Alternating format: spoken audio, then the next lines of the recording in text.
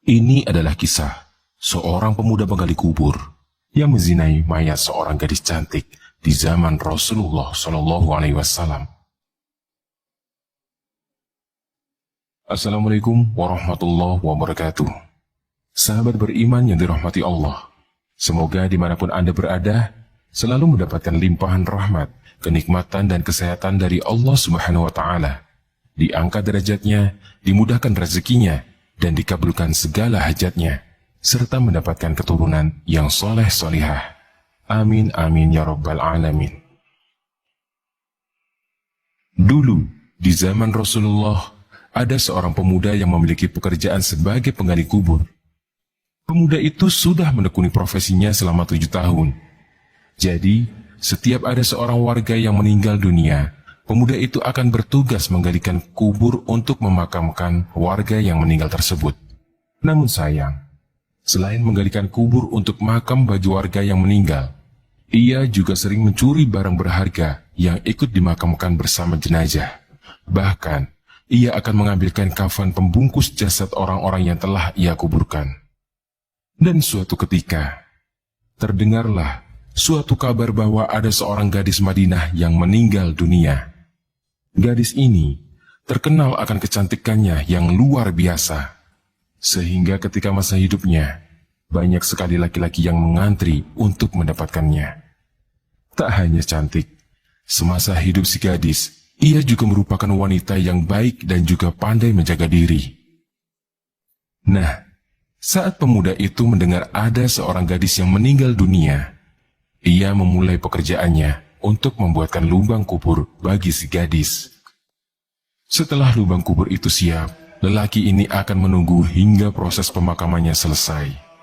Dan di saat pemakaman gadis itu selesai dilakukan, pemuda ini akan tetap berada di area pemakaman hingga tidak ada lagi orang di area pemakaman itu. Kemudian, setelah suasana pemakaman benar-benar sepi, pemuda ini pun mulai beraksi. Ia kembali menggali, membongkar pemakaman gadis tersebut untuk mengambil apa saja yang mungkin berharga baginya. Mulailah pemuda ini membongkar kembali kuburan itu. Dan pada saat ia membuka semua kain kafan gadis tersebut, tampaklah kecantikan wajah dan keindahan tubuh dari jenazah gadis tersebut. Dan disinilah setan berhasil menyesatkan pemuda ini lebih jauh. Kecantikan dan keindahan jenazah si gadis membuat nafsu pemuda itu bergelora. Na'udzubillahi min dzalik. Pemuda itu pun melampiaskan nafsunya kepada jenazah gadis yang cantik itu. Setelah pemuda ini melampiaskan nafsu bejatnya, pemuda ini pun pergi dan hendak menguburkan kembali jasad si gadis. Namun tak jauh setelah pemuda itu pergi, terjadilah sesuatu yang luar biasa. Terjadilah peristiwa gaib yang sangat mengerikan. Mayat gadis itu seakan hidup dan tampak sedih dengan perbuatan yang dilakukan pemuda itu atas dirinya. Setelah peristiwa yang menakjubkan itu, pemuda tersebut lantas menangis seakan menyesali semua perbuatan bejatnya. Tangisannya pun terdengar begitu memilukan, hingga membuat hati siapapun yang mendengar akan ikut renyuh. Hatinya dipenuhi kegelisahan yang sangat besar. Dirinya seakan-akan dikejar-kejar oleh dosa-dosa yang telah ia perbuat. Kemudian, pemuda itu pun pergi untuk menemui Rasulullah SAW sambil terisak-isak menahan tangisnya. Dan di tengah perjalanan, ia bertemu dengan Sayyidina Umar bin Khattab radhiyallahu anhu. Setelah mengucapkan salam, dia kemudian bertanya dengan hati-hati kepada Sayyidina Umar. Pemuda ini bertanya, "Ya Umar, apa pendapatmu jika ada seorang yang berzina?" Kemudian dengan tegas, Umar menjawab, "Jika dia sudah menikah, dia harus dirajam sampai mati. Jika belum pernah menikah, maka akan dicambuk 100 kali dan diusir dari kampung selama 1 tahun.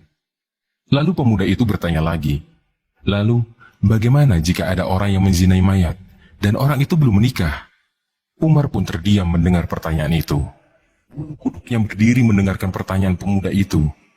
Maka Umar pun berkata, "Sungguh keterlaluan. Aku tak bisa membayangkan sebesar apa dosa orang itu. Memangnya, siapa yang berani melakukan perbuatan keji seperti itu?" Sambil gemetar, pemuda ini menjawab, "Wahai Umar, aku sendiri yang melakukannya. Apakah Allah masih mau mengampuni perbuatanku ini?" Tanpa berkata apapun, Umar langsung cepat-cepat berjalan masuk ke dalam masjid, dan dia pun ikut menangis.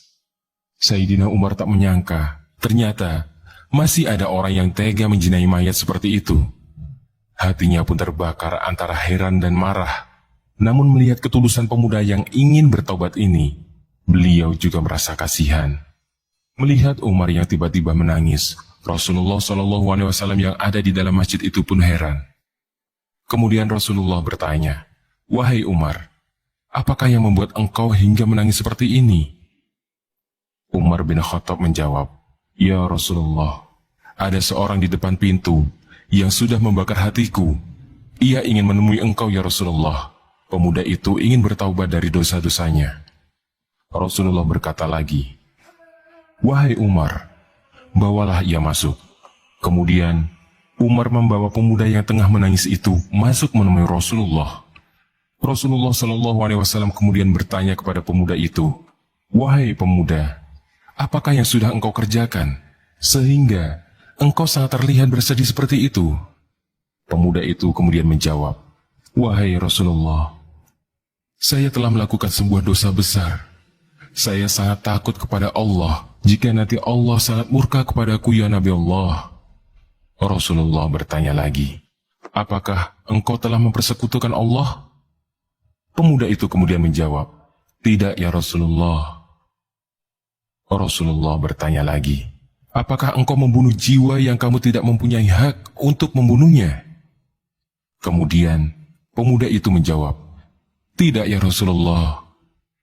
Lantas Rasulullah memberikan nasihat kepada pemuda itu, "Wahai pemuda, Allah akan mengampuni dosamu, meskipun dosamu sebesar 7 lapisan langit dan bumi, juga bukit-bukit."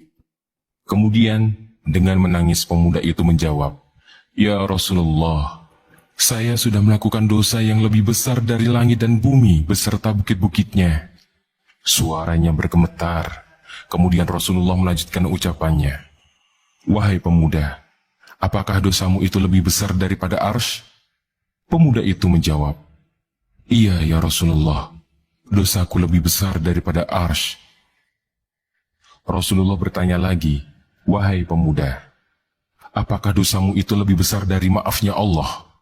Kemudian pemuda itu berkata lagi, "Ya Rasulullah, sesungguhnya maaf Allah lebih besar daripada dosaku."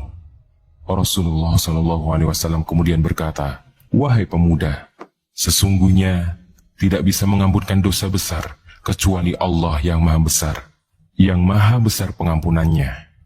Wahai pemuda, katakanlah, dosa apa yang sudah kamu lakukan?" Pemuda itu menjawab, "Ya Rasulullah, saya malu jika memberitahumu dosa-dosa yang sudah saya perbuat." Kemudian Rasulullah berkata lagi, "Wahai pemuda, katakanlah, ceritakanlah. Jika tidak kamu ceritakan, maka dosa itu akan tetap membebani jiwamu." Suasana menjadi hening. Pemuda itu terdiam, kepalanya hanya bisa tertunduk sambil terus meneteskan air mata penyesalan.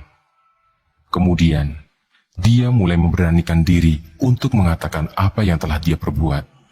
Dengan suara bergemetar, pemuda itu mulai menceritakan apa yang membuat dirinya menangis. Pemuda itu berkata, "Ya Rasulullah, sudah 7 tahun saya bekerja menggalikan kubur untuk memakamkan warga yang telah meninggal. Namun di sisi lain, saya juga melakukan perbuatan buruk atas si mayit. Karena saya akan membongkar kuburan itu dan mengambil barang berharga seperti kain kafan milik si mayit. Dan tidak lama ini, saya menggalikan kubur seorang gadis Ansor, yang semasa hidupnya, gadis ini merupakan gadis yang sangat cantik. Setelah gadis itu dikuburkan dan para pelayat meninggalkan area pemakaman, maka aku gali kembali kuburannya itu. Dan aku pun membuka kain kafan dari jenazah gadis itu. Awalnya, aku hanya berniat mengambil kain kafannya saja. Tapi kemudian, aku tak bisa menahan syahwat atas keindahan tubuh jasad gadis itu. Maka, kulampiaskan syahwatku itu dengan menzinai jenazah gadis tersebut. Kemudian ya Rasulullah, Belum jauh saya tinggalkan mayat itu. Tiba-tiba gadis itu bangkit dan berkata kepadaku, "Celakalah kamu, wahai pemuda.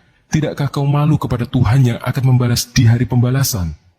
Yaitu ketika tiap orang zalim akan dituntut oleh yang dianiayanya. Engkau biarkan aku dalam keadaan telanjang, dan kau hadapkan aku di hadapan Allah sebagai orang yang junub." Tangisan pemuda itu pun semakin pecah. Pemuda itu semakin menangis terseduh-seduh waktu menceritakan dosa-dosa yang ia perbuat. Mendengar keterangan dan cerita pemuda itu, Rasulullah pun terlihat marah. Beliau segera bangkit dari duduknya, lalu Nabi berkata, "Wahai orang fasik, alangkah layaknya kamu masuk neraka. Keluarlah dari tempat ini." Pemuda itu pun mengikuti perintah Nabi. Si pemuda itu keluar dari masjid dengan lemas dan hati yang hancur. Tak ada baginya untuk mendapatkan pengampunan dari dosa-dosanya itu. Walaupun sebenarnya, saat itu dia betul-betul ingin bertaubat. Kemudian, sang pemuda pun pergi menyendiri dalam sebuah gua di gunung. Di gua itu, dia terus menangis, meminta ampunan kepada Allah Subhanahu wa Ta'ala. Dia pun bersumpah tidak akan keluar dari gua tersebut sebelum Allah memaafkannya dan menyampaikan ampunannya itu lewat Rasulullah SAW. Selama di dalam gua, dia hanya bertahan hidup dengan memakan yang dia temukan di dalam gua itu. Singkat cerita, selama 40 hari, pemuda itu terus-menerus bertaubat kepada Allah.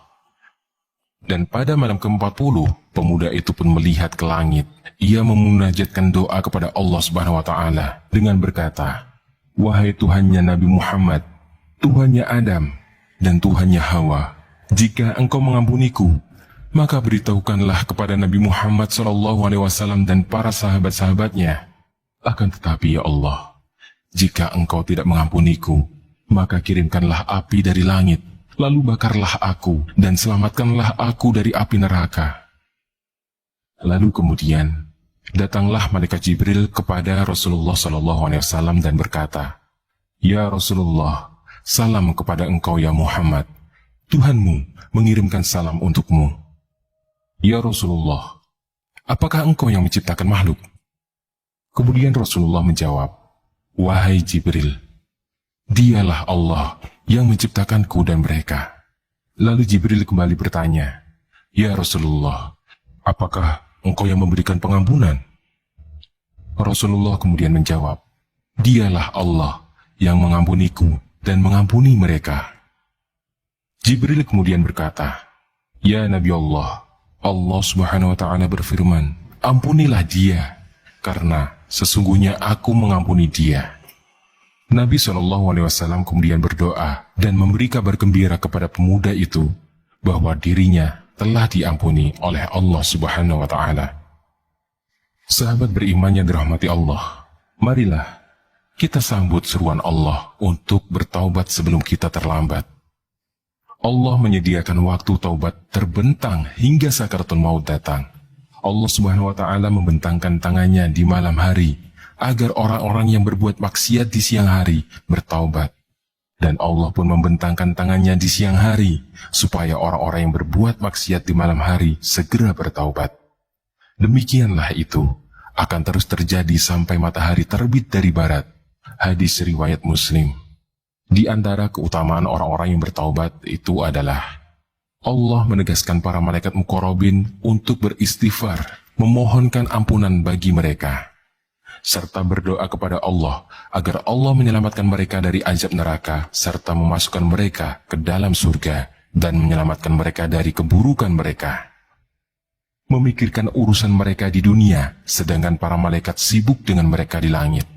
Allah Subhanahu wa Ta'ala berfirman dalam Quran surat Ghafir ayat 7-9. Malaikat-malaikat yang memikul arsy dan malaikat yang berada di sekelilingnya bertasbih memuji Tuhannya, dan mereka beriman kepadanya, serta memintakan ampun bagi orang-orang yang beriman, seraya mengucapkan, "Ya Tuhan kami, rahmat dan ilmu Engkau meliputi segala sesuatu. Maka berilah ampunan kepada orang-orang yang bertaubat dan mengikuti jalan Engkau, dan peliharalah mereka dari siksa neraka yang menyala-nyala. Ya Tuhan kami, dan masukkanlah mereka ke dalam surga Aden yang telah engkau janjikan kepada mereka dan orang-orang soleh di antara bapak-bapak mereka dan istri-istri mereka dan keturunan mereka semuanya. Sesungguhnya, engkaulah yang maha perkasa, lagi maha bijaksana. Dan peliharalah mereka dari balasan kejahatan dan orang-orang yang engkau pelihara dari pembalasan kejahatan pada hari itu. Maka sesungguhnya, telah engkau anugerahkan rahmat kepadanya, dan itulah kemenangan yang besar. Wallahu a'lam bishawab.